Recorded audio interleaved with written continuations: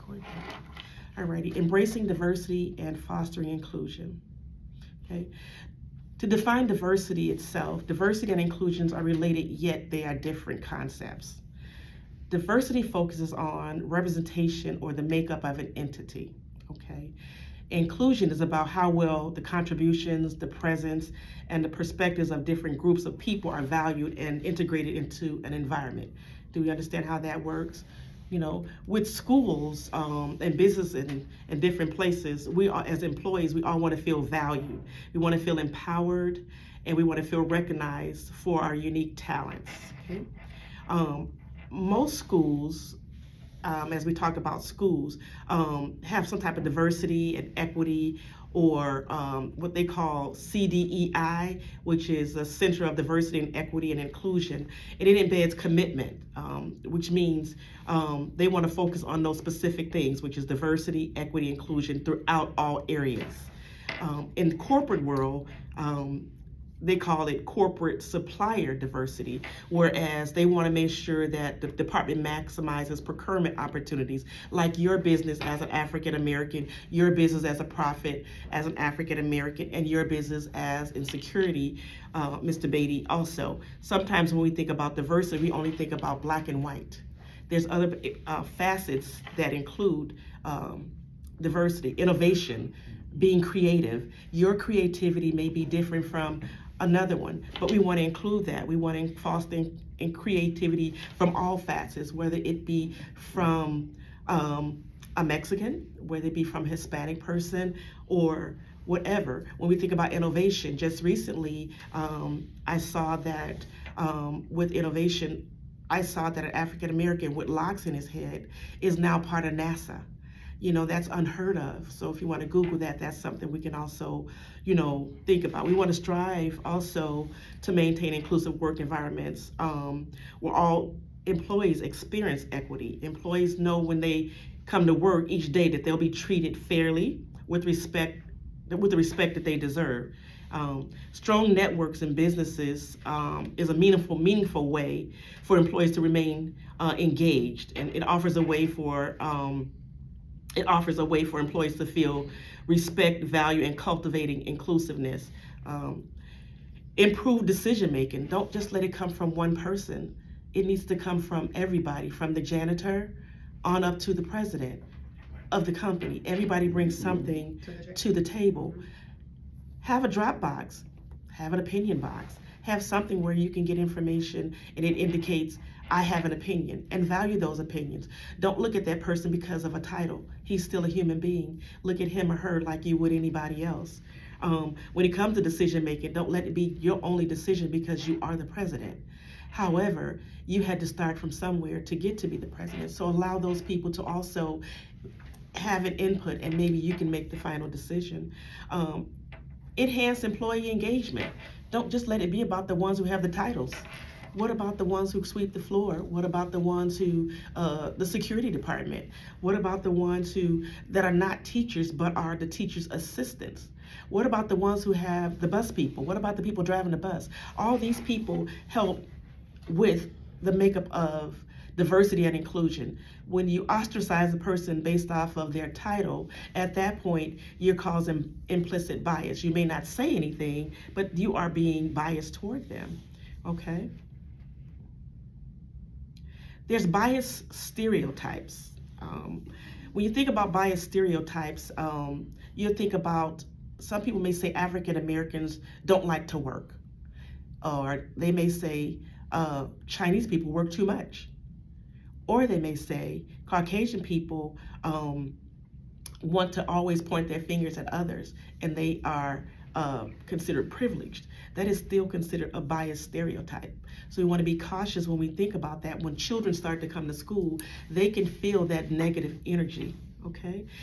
What happens is when people have lack of awareness as in what is actually going on, then they start to have these biases. So we have to teach our children that it's okay to play with Tommy even though Tommy doesn't look like me. But you also have to teach the kids that if Tommy has two dads, that's okay too. Who are we to judge? What if Tommy has two moms? Do we judge that?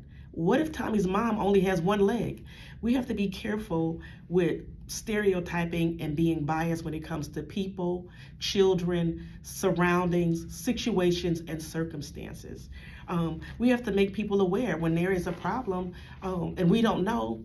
As educators, we have to find out. We need to learn and better understand what's going on so that we can be the best that we can be for our children, because our children are the future. And without them, it's going to be a continuous behavior of negativism and bias. We want to teach them to strive to maintain an area where we're human and all humans should be treated equal. And I don't want to go back to, a Black History program, but, like this is Women's History Month, and we want to make sure that, not just focusing on women and being one, but focusing on everyone as being inclusive, okay? Education and training. When we think about education and training, I shared with you guys, I'm here today as a ECE, which is an early childhood education educator and for administration. And education and training is extremely important, that our kids know that teachers that look like them and teachers that don't look like them can still provide them with what they need, so they can be comfortable with asking questions and not feel ostracized that if I ask the question, someone's gonna laugh or point a finger. Be okay with telling your kids to, it's okay to ask Miss Smith, even though Miss Smith is Mexican. If you don't understand what's going on and maybe she has how she speaks may be different than yours, ask the teacher to explain things to you differently. Sometimes we automatically assume that people talk that way and that they don't understand our language, but do we really understand theirs? Right. So you want to just make sure that the communication is open. You want to make sure that disability community, some people may have disabilities. That's a form of diversity inclusive. We have to, what if your teacher was in a wheelchair? She's still a teacher. She has still done all the legwork to get where she is and where she needs to be today. So you want to make sure that we don't go into the classroom and look at her with a twisted eye or turned up nose because of the fact that she's in a wheelchair. She can still provide your child with the same knowledge and education.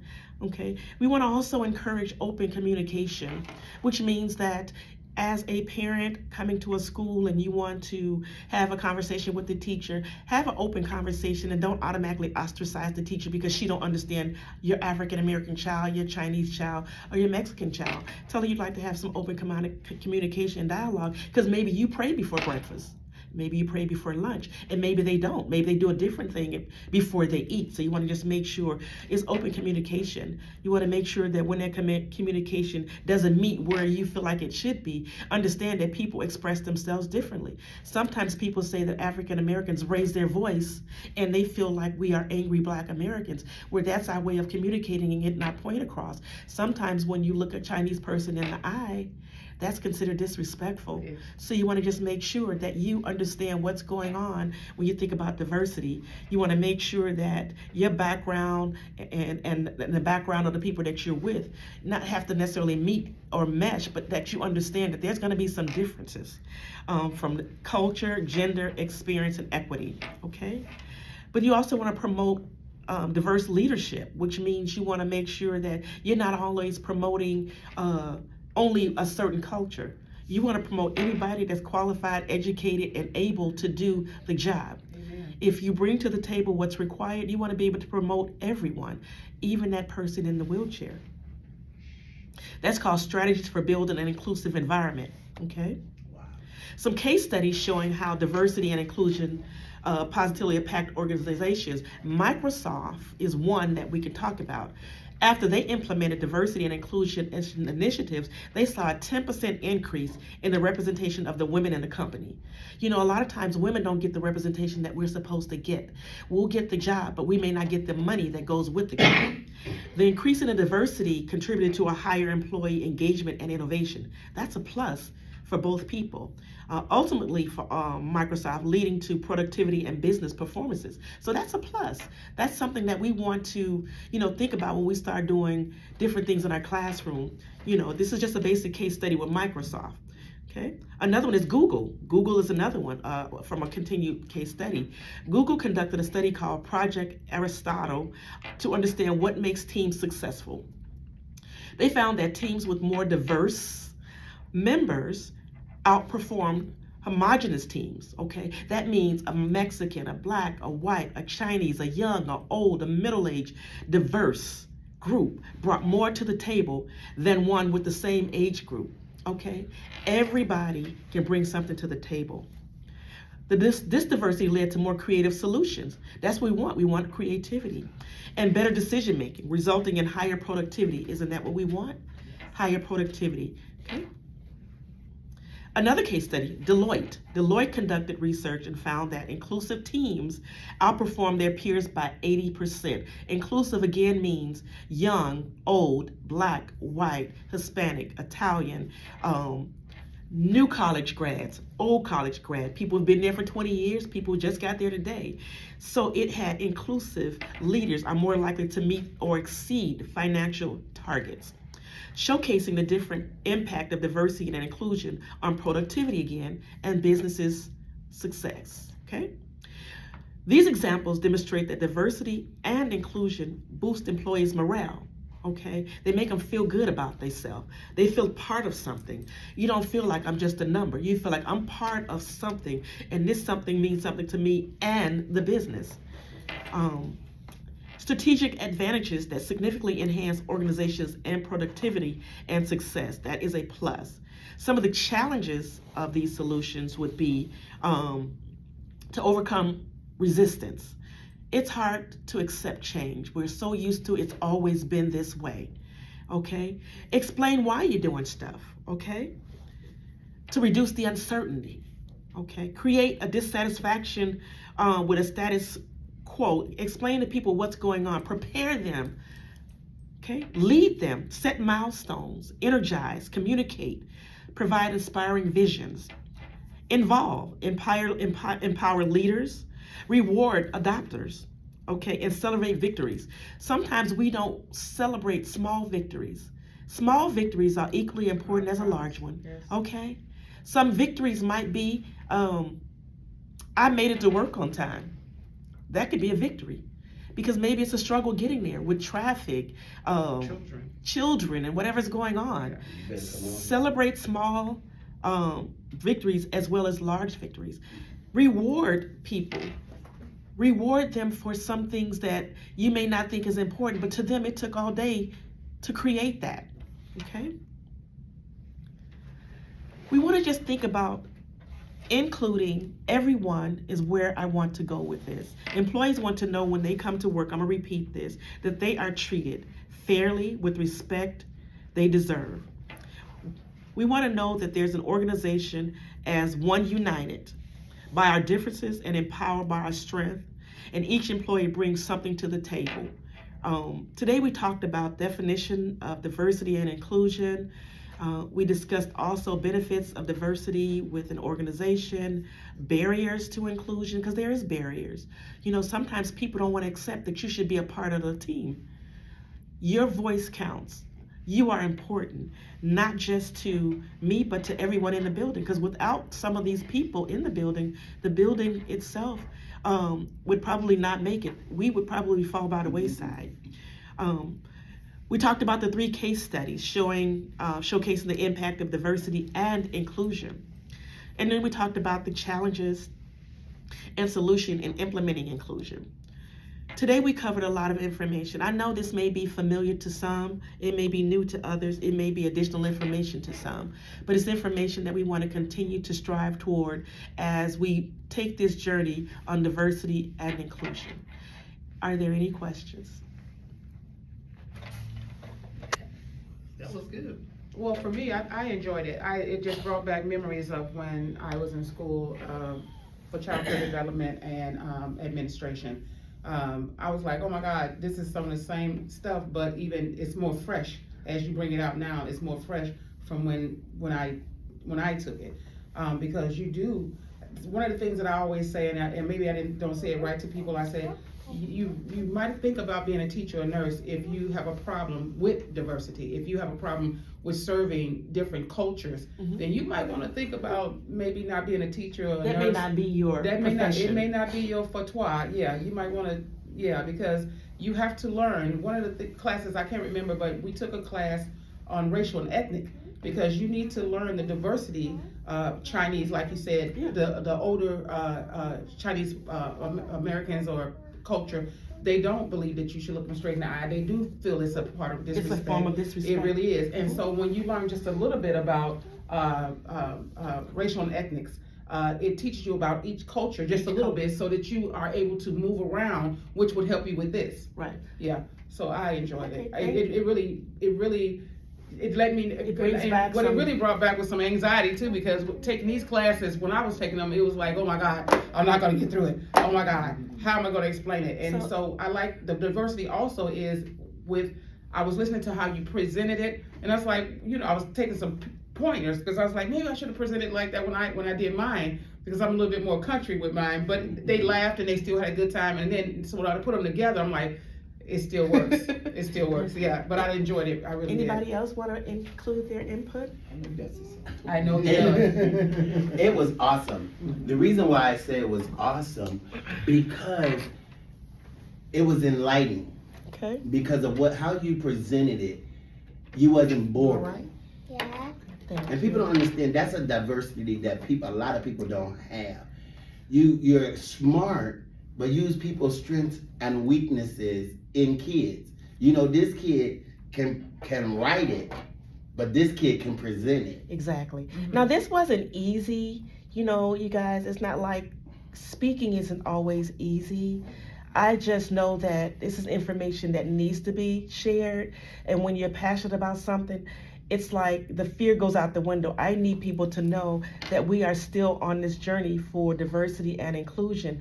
And it's going to take everybody to be a part of it. So that's what eased it a little bit. You did it with And you me. did She a phenomenal job. Thank And see, watching this is gonna be funny, but not to you. That how we were at the table last night for dinner, and everything you were saying was something that we were talking about. And when we come into a professional setting, Yes. to get it, knowing what you were saying in a setting like that, to come and put it in a professional setting of what we were saying, So talking basically, about yes. the janitors. Yeah, everybody's important. I've never looked down on anyone. I have worked in director positions my entire life. And from everybody in the building and everybody under me got a good morning, how are you, and how was your day? To this day, I still see it like that. I have learned something from the guy on the side of the road. I have learned something from everybody, and I don't take anything for granted. So that's how I feel. Mr. Beatty, what we got? Hey, how y'all guys do? We was talking about that on the way here. Me and my wife talking about that on the way here about diversity. Like we don't take nothing for granted. Right. Like I was telling her, like I told her, like when I come to work, when I see where I work at, I always pray that my family's always safe when I'm at work, to keep me safe when I'm here doing my job. You know, like you say, I speak to my own God, my way. Yeah, You because know, people just think keep- that when you work at a prison that you automatically have a biased No. behavior. That everybody in there you hate, everybody in there, you wish they were dead. No, these are human beings. They absolutely are. And you just want to know that you don't have implied Right. biases. You are there as a professional person in a professional career. Yes. And my career is like I'm a sergeant now. So they put me on this gate. So I see everybody's come through. I see diversity every day. We see they mood swings and everything. And I give my, hey, how you doing? What's up, Sergeant Baby? What's wrong? Come here, give me a hug. I just do that to them, make their day. Sometimes they come back and say, thank you, I needed that. It's important. I didn't even know. I believe it with your job. Yes, It's I like didn't even know. when I was going to KCC for Yes. a season, I made it my purpose that I got tired of seeing students walk through the hall. They looked like they were so depressed, and there was different cultures of Yes, students. yes. And so my thing was, I made it my point. I said, you know what? I'm just gonna say, hey, how you doing? And it changed people. And you, like our brother Cornell was saying, that people remember you and say, she spoke to me. And you don't even know if just that hello will stop somebody from doing a calling back.